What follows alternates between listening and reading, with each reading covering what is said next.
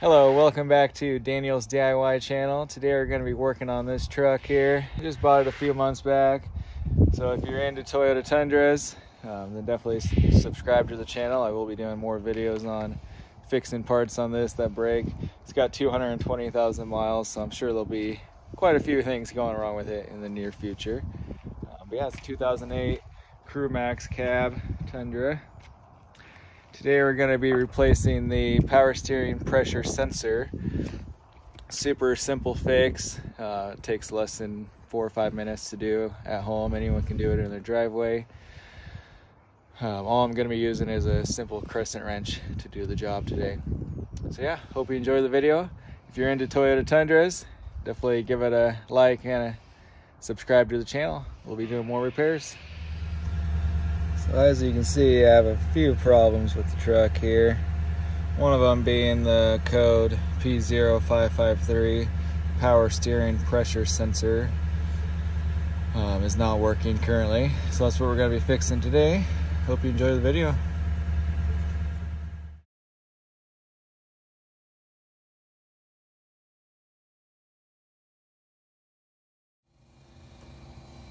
We're just going to get right into here. As you can see, you don't have to do anything with the car. You don't have to jack it up or take any of the wheels off or anything. Super easy to get to. Just have the wheel turned all the way to the right, and the sensor is going to be right there. First off, you're going to want to just pinch this little connector, and it should just pop right off. Just like that. Let's move that out of the way. We're gonna bring our crescent wrench in.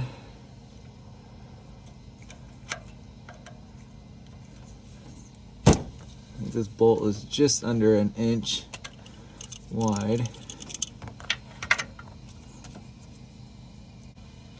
So you want to be quick when you remove this and get the new one on.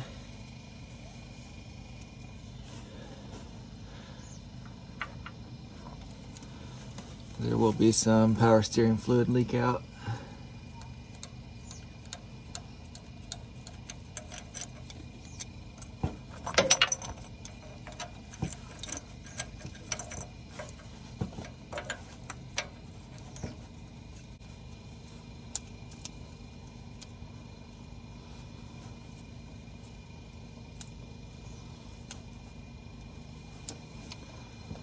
Before you start this, you will want to go to the store and buy some power steering fluid, just so you can replace whatever leaked out while you're doing this.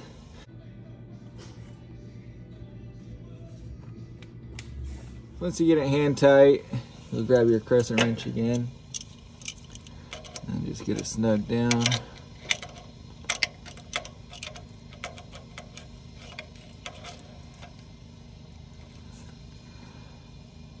Doesn't have to be super tight, just nice and snug. And then you will reconnect the plug.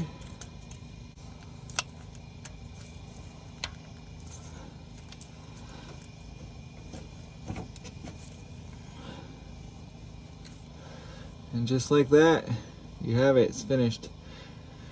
That part, I'll have the link in the description to the Amazon. It was $30.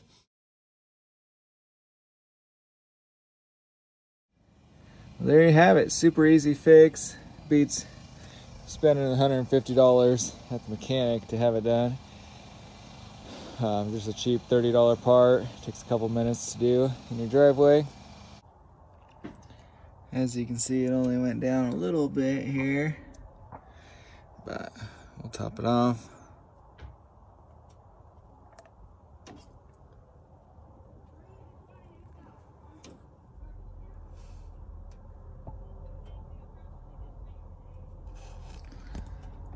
Go to the full cold line because it's cold. We haven't been driving it today.